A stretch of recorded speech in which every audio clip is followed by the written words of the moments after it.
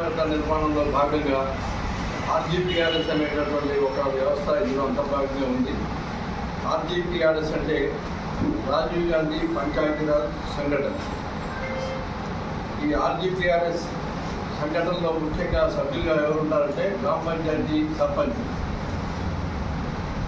ఈ సర్పంచులకు వారి బాధ్యతలు హక్కులు ఎలా ఉండాలి అని చెప్పి వివరించడం కోసం ఆర్జీపీఆర్ఎస్ నేషనల్ చైర్మన్ పాలేకర్ గారు, అలాగే రాష్ట్ర కాంగ్రెస్ వ్యవహారాల ఇన్ఛార్జ్ మీనాక్షి నటరాజన్ గారు వారి ఆదేశాల ప్రకారం మొట్టమొదటిసారిగా ఈ రాష్ట్రంలో మన పెద్దలు రాష్ట్ర ఉప ముఖ్యమంత్రి వారి బట్టి విక్రమార్క గారి నియోజకవర్గాలకు మొత్తమైనటువంటి బదిలో దీన్ని పెడితే బాగుంటుందని చెప్పి మీరు నేషనల్ లెవెల్లో నిర్ణయం తీసుకోవడం జరిగింది.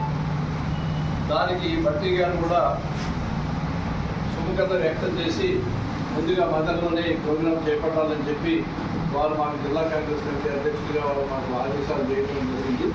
దానికోసమే ఇక్కడ ఈరోజు మొట్టమొదటి పెట్టి ఏర్పాటు చేశారు. దీనికి రాష్ట్రం నుంచి కొందరు నాయకులు వస్తారు, అలాగే ఢిల్లీ నుంచి కూడా కొందరు పెద్దలు వచ్చే అవకాశం ఉంది. దీనికి కేవలం సర్పంచులు లేని దగ్గర ఉప సర్పంచ్ కూడా లేని దగ్గర గ్రామ కాంగ్రెస్ కమిటీ అధ్యక్షుడికి ఊరికి ఒక్కడని మాత్రమే ఈ కార్యక్రమానికి అనుమతించడం జరుగుతూ ఉంది.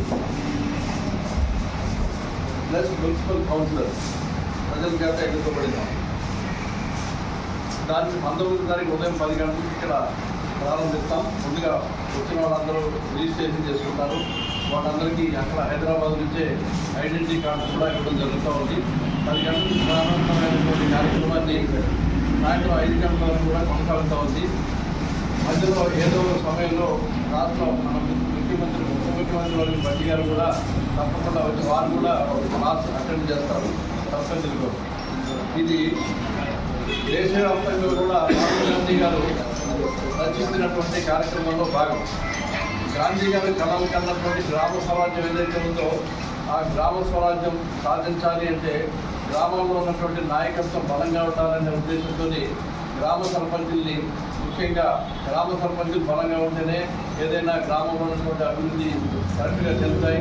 గ్రామాలు అభివృద్ధి చెందితే మరి మండలాలు అభివృద్ధి చెందితే జిల్లా అభివృద్ధి చెందితే రాష్ట్రం అభివృద్ధి చెందుతుందనే ఉద్దేశంతో మరి రాహుల్ గాంధీ గారు ఖచ్చితంగా పకడ్బందీగా ఈ కార్యక్రమాన్ని నిర్వహించాలని చెప్పి వారు రూపొందించారు.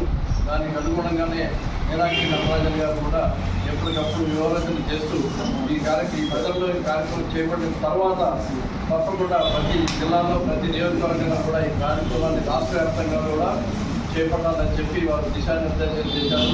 అందులో భాగంగానే మొట్టమొదటిసారిగా మరి బట్టి విక్రమార్క గారి నియోజకవర్గం మెదడులో దీన్ని ప్రారంభించడం చాలా సంతోషం. అలాగే మధ్యలో ఎన్నో కార్యక్రమాలను మన బట్టి విక్రమార్క గారు ఇప్పటికే చేపడతా ఉన్నారు. ప్రతి గ్రామంలో కూడా రకరకాల అభివృద్ధి కార్యక్రమాలు వారు చేస్తూ ఉన్నటువంటి సంగతి మనం చూస్తూ ఉన్నాం. ముఖ్యంగా వారు విద్య, వైద్యం మీద దృష్టి పెట్టారు. వాటితో పాటు ప్రజా సంక్షేమం ఒకవైపు, మౌలిక వస్తువులు ఒకవైపు రెండు కార్యక్రమాలని రెండు కళ్ళుగా భావించి వారు ప్రతినిత్యం మధ్యలో ఎన్నో అభివృద్ధి కార్యక్రమాలు చేపడతా ఉన్నారు.